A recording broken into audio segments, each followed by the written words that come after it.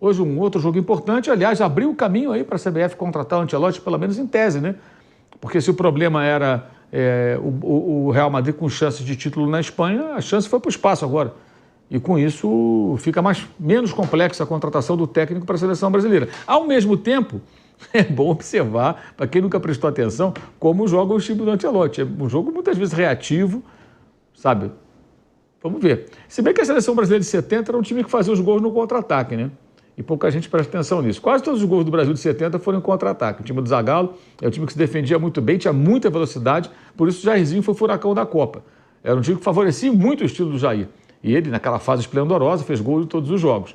Pode dar certo, mas é um tipo de jogo diferente do que o imaginário popular coloca para a seleção brasileira, que é o time da posse de bola, que vai jogar no campo do adversário. Não é bem assim, não. Não costuma ser. Agora, até levantando um tema aqui, né, que o Mauro falou do Ancelotti. Gente, tem muita chance do Edinaldo cair na CBF. Pelo que a gente está vendo aí, reuniões, né, tem uma grande pressão no Edinaldo, agora que ele perdeu muito do suporte jurídico, principalmente, que ele tinha. Ele tinha grandes relações jurídicas e perdeu, né, esse escudo que o Edinaldo tinha. Porque a minha pergunta é essa. Pelo noticiário aí de bastidores, tem grande chance do Edinaldo cair.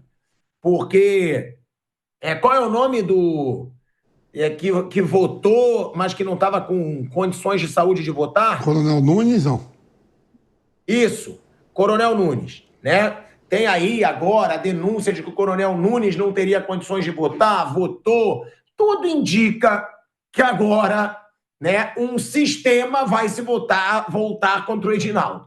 Pelo que está se vendo aí nos bastidores. Não sou eu que estou falando. É nítido, é muito nítido.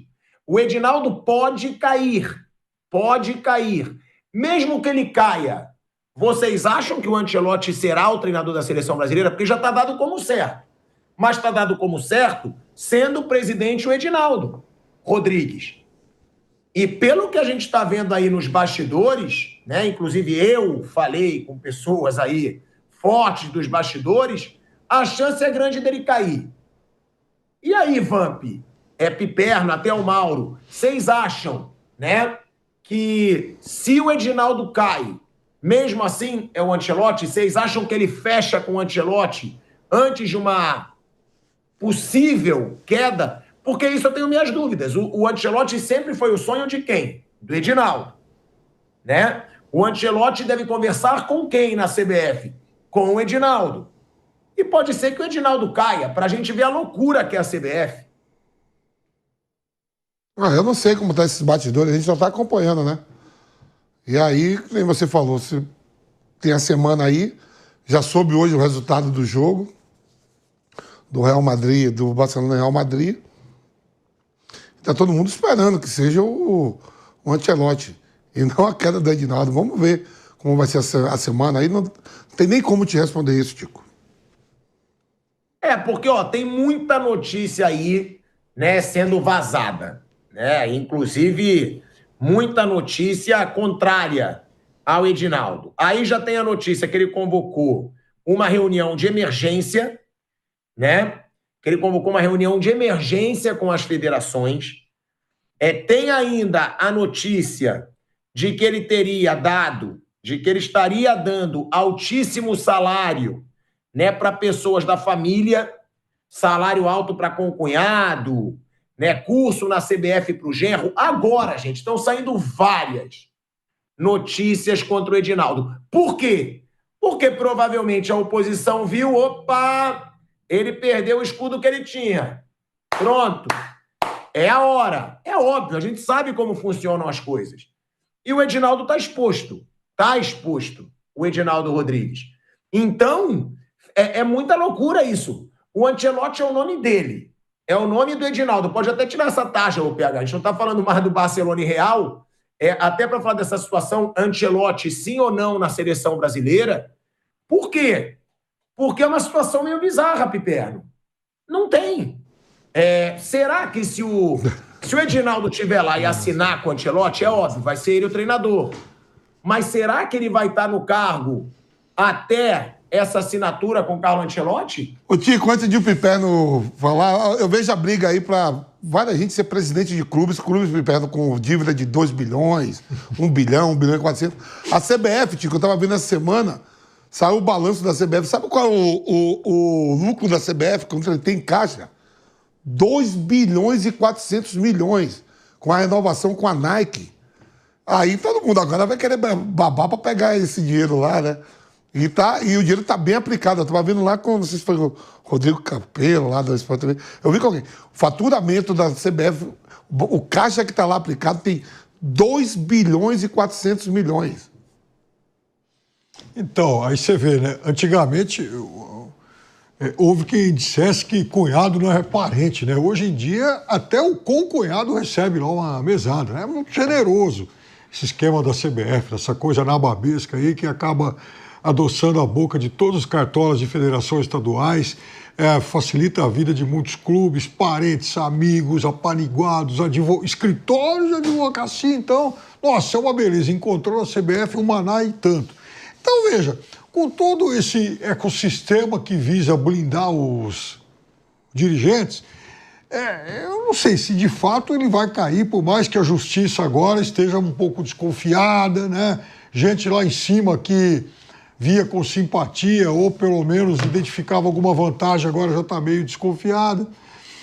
Então, assim, veja, depois da CBF há muito tempo uma pouca vergonha, né? Enfim, lá atrás teve um cartola que agora, enfim, um presidente que vive um exílio dourado, o outro foi preso, o outro não pode usar o passaporte, né? O outro foi afastado por assédio. É uma algazarra total. De qualquer forma, eu acho o seguinte, qualquer que seja o presidente agora, ou Edinaldo ficando, ou então alguém assumindo com mandato tampão, ou sei lá, definitivo, nem sei mais qual o arranjo que eles vão tentar, com a cumplicidade de todas as federações estaduais e de clubes das séries A e B, é bom deixar isso bem claro.